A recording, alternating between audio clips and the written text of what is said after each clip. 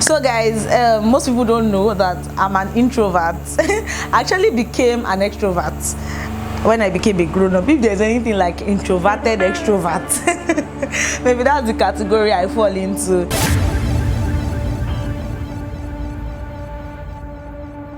I often get the question, how are you a poet? How are you an accountant? You sing in church, you do so many things. Well, I often tell them that you can be anybody you want to be, anytime you want to be, what you want to be, because God has given us so many talents. Anyways, okay, so today on the show, I'll be talking about how I became a poet. My name is Chidima Osigwe, and if you want to know how I became a poet, keep watching. It happened that I was the youngest in my class when I was in secondary school, so I had a lot of things to say, but because I was amidst people that were bigger, taller, fatter, you understand now, that physical strength was there, so I had to swallow a lot of things. So what I did was I penned them down. And then fast forward to when I got into the higher institution, I still used to write. I had a lot of stuff I had written down. And then I remember one time, I think it was the general's set that was graduating then. And then it was final year brethren week in school. And then I had written down something. I had just written it down and then I kept it somewhere. And then my friend in school just came into the room and she was like, what were you doing this morning? I've been calling you this and that. I told you to come to my room. I said, sorry there, and all of that. So I just showed her what I had written. And she was like, wow, people need to hear this. The world needs to hear this. I was like, okay, so what are we going to do? So that was how we went to the people in charge, and then we told them we wanted to present something. So that was my first ever spoken word presentation. We actually opened the door. We asked to present.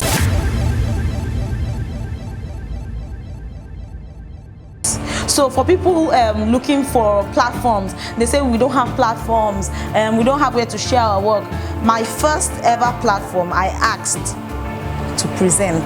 And then even every year, my annual poetry events, the conversation, I have people that ask to present. And even some events that I've been to that are hosted by my friends, some not hosted by my friends, I ask to present. So there is no limit, there is no height you can, I don't know, maybe you can become, I think everybody strives to get to a particular height, so people still keep asking for platforms. Yeah, I think people still keep asking for platforms no matter wherever you have been to, whatever platform you have been on, apart from people that will come to you and ask you to perform. You know, when you start doing amazing things, people start seeing your work, people will start inviting you, but minus that, you have to shoot your shot. So that was the first time ever I shot my shot and we presented. And then after that, school went on strike for a very long time.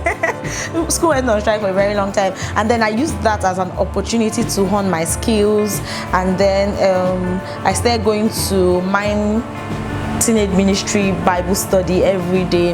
And then every Thursday, we usually have this variety Thursday where they will ask us to share our work, what we have done. So people that could sing will come out, share their work with us.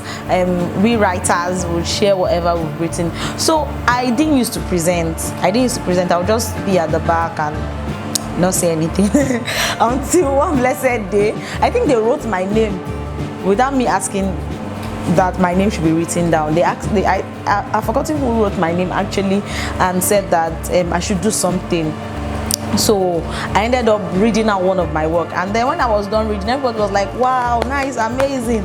So I just took it as a platform, and I made sure that before every Thursday, I'd written down something that I would present on Thursday. So it became like a to-do for me, and I had a lot of stuff that I'd written down to present every Thursday.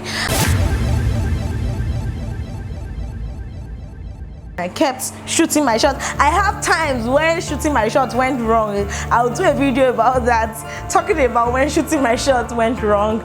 I even have a video that I talked about an award night where I was supposed to perform, and then they stood me up. This is another and then They stood me up. I could not perform. I had to go back to the hostel very late at night. All of that happened. So I'm going to do another video talking about shooting your shot gone wrong.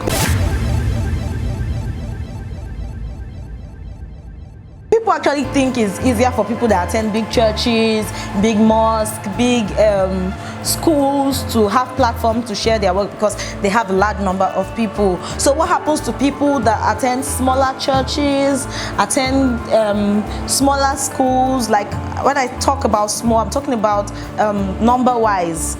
So how do we share our work? How do we get that large number of people to view our work? How do we go out there? And we don't have social media. So many people, so many young people don't have good phones. You know, we're in the 21st century where you see a small child with a very big phone, it's okay. But we still have a large number of people that don't still have big phones. We have younger people that their parents won't allow them use Android phones and they still need to share their work. So what do? Do they sit back and wait till when they have Android phones to be able to make use of social media? Do you understand? So what do? You have to go out there, you have to meet people, you need to tell people what you do. My parents didn't really understand what poetry was and what it was I was doing. So I had to show them my work.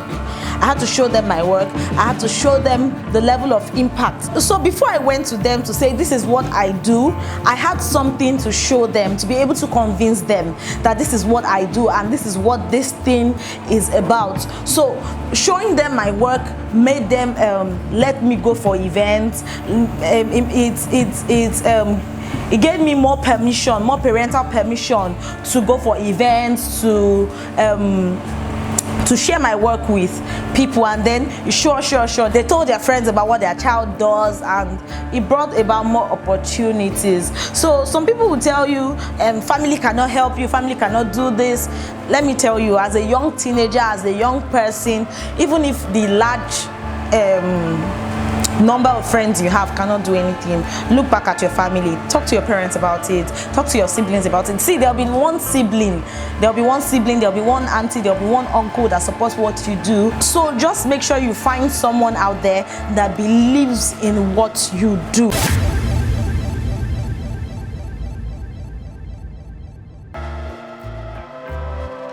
Do you understand? And before the person loses interest, follow up with the person. You can be anybody you want to be. You have just one life and you have many talents. What happened to the man that God gave plenty talents? He used it, and what happened? God even collected from that person that he gave one, and he gave it to the person that already had double. So when you explore all of that God has given to you, I'm sure is going to grow exponentially. Thank you very much for watching this episode of Umma's Wonder. If you've not subscribed to my YouTube channel, please subscribe to my YouTube channel. What are you waiting for? And watch out for the next episode. Thank you. Bye.